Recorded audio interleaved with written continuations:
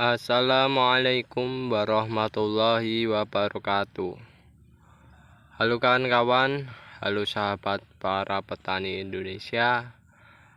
Pada pagi hari yang berbahagia kali ini, di sini saya sedang melakukan proses namanya penyiraman terhadap tanaman-tanaman cabai kita, yang dimana beberapa hari yang lalu kita melakukan proses penyiraman untuk bagian yang sini, yaitu dengan cara dilep dan dikocor menggunakan gayung, dan bagian sini sebagian ada yang dilep dan ada juga yang disemprot dengan menggunakan mesin ini kan kawan, mesin pompa air, yang dimana pada pagi hari ini kita tadi sudah menyemprot air dengan menggunakan mesin pompa yang terdapat pada lahan-lahan yang kering atau sudah membutuhkan air. Ini saya beritahu bahwasannya pada usia tanaman cabai kurang lebih di usia 28 hari, itu tanaman cabai biasanya sudah mulai mengeluarkan tunas Y, cabang Y, yang dimana cabang tersebut yang jelas dipergunakan untuk nantinya membentuk kanopi yang cukup bagus. Dan yang jelas untuk bagian bawah dari cabang Y sendiri itu nantinya kita rempel dan kita bersihkan tunas airnya, yang dimana fokus kita pada cabang Y nya ya kawan-kawan, semacam itu. Dan di usia 20 hari itu biasanya tunas-tunas air itu sudah pada mulai bermunculan, contohnya pada tanaman ini. Dan yang perlu kawan-kawan perhatikan, ketika tunas air sudah bermunculan, kawan-kawan rempel. Dan ketika usia 28 hari ke atas itu tunas Y sudah mulai bermunculan, itu biasanya dibarengi munculnya namanya bunga. Munculnya bunga ini ya, itu nanti akan dibentuk atau diperlakukan pada tanaman untuk menghasilkan buah.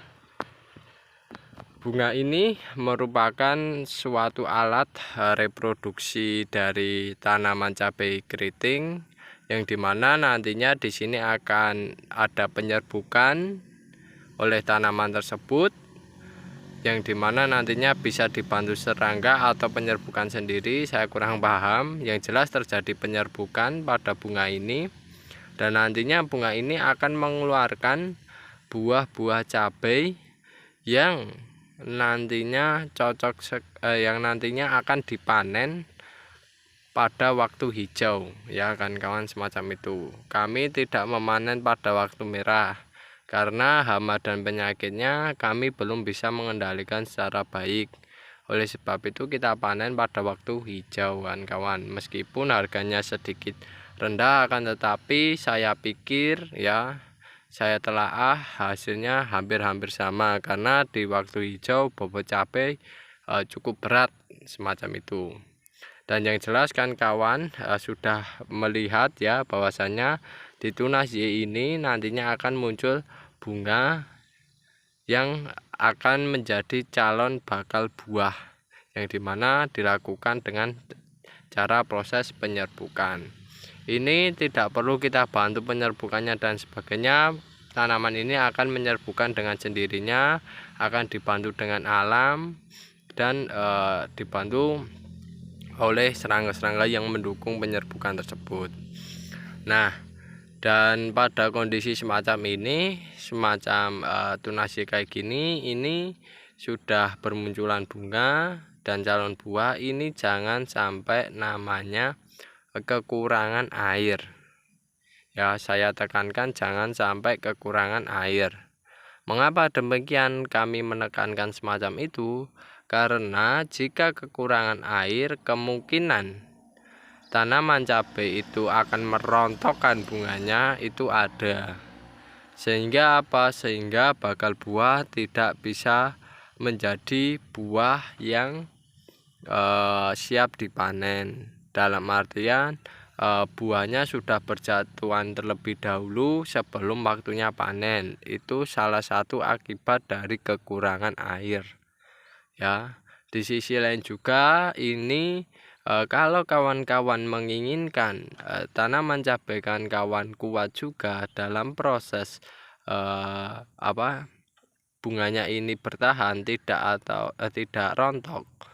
Ya, kawan-kawan juga perlu menguatkan dengan pemberian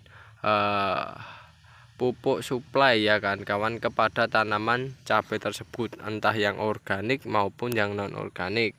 Tapi saya saranin semasih bisa organik, lakukan dengan cara organik, karena organik itu efeknya jangka panjang kan kawan, semacam itu. Tapi yang jelas saya tekankan pada kesempatan kali ini bahwasanya air ini ya, air yang dipergunakan untuk membasahi, memenuhi kebutuhan tanaman cabai-cabai yang kita tanam ini, itu peranannya cukup penting ya. Meskipun ibarat ya, kalau dipikir-pikir ibarat tidak ada pupuk sama tidak ada air, itu lebih berat jika tidak ada air ya. Artinya apa? Artinya tanaman itu pasti membutuhkan air, dan air itu kan kawan harus tersedia bagi tempat-tempat budidaya kawan-kawan ya, karena air mengambil peranan yang cukup besar dibandingkan pupuk ya, semacam itu. Untuk keberlangsungan hidupnya air memiliki peranan yang besar, tapi juga pupuk perlu kan kawan ya. Pemupukan itu juga perlu kepada tanaman cabai kawan agar pertumbuhannya lebih cepat, lebih bagus dan lebih maksimal ya kan kawan, semacam itu. Kalau cuma air saja tidak, nantinya tidak bisa maksimal, akan tetapi kedua belah pihak antara air dan pupuk tersebut itu harus seimbang, dan terutama air harus tersedia di lahan kawan-kawan. Oleh sebab itu, mensiasati musim kemarau semacam ini, kawan-kawan perlu melakukan proses penyiraman ketika lahan kawan-kawan kondisinya saat media tanamnya itu kering kawan-kawan ya. Jangan sampai media tanamnya saking kering banget ya, tidak terbasahi air, maka yang terjadi adalah tanaman-tanaman cabai kawan-kawan tidak bisa tumbuh maupun berkembang secara maksimal. Dan ini kawan-kawan kalau musim kemarau semacam ini ya kawan-kawan harus memiliki inisiatif bagaimana menyediakan air secara maksimal dan secara baik pula kan kawan.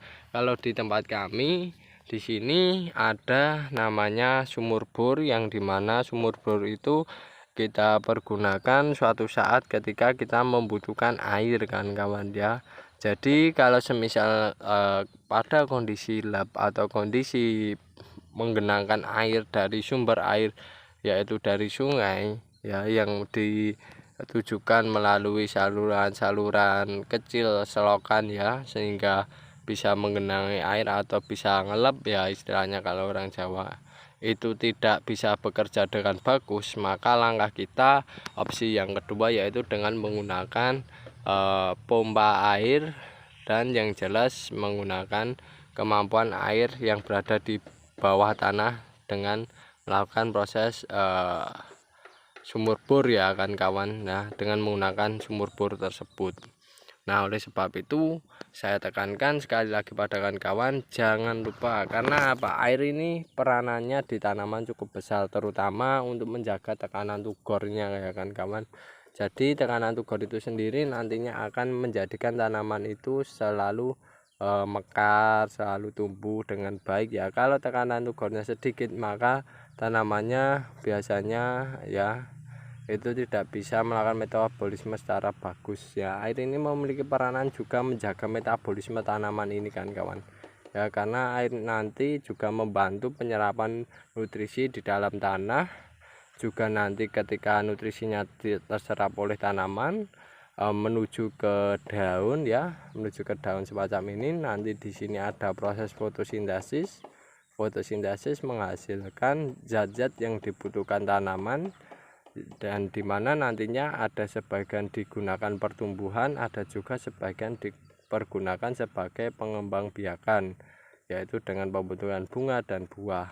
Maka dari itu air memiliki peranan penting untuk dilakukan proses namanya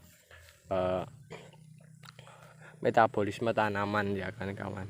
Jadi yang terpenting kawan kan setiap kali menanam harus diberikan air ya, harus istilahnya harus tersedia air tersebut. Jadi sewaktu-waktu membutuhkan tinggal siram saja kan kawan, kayak begitu.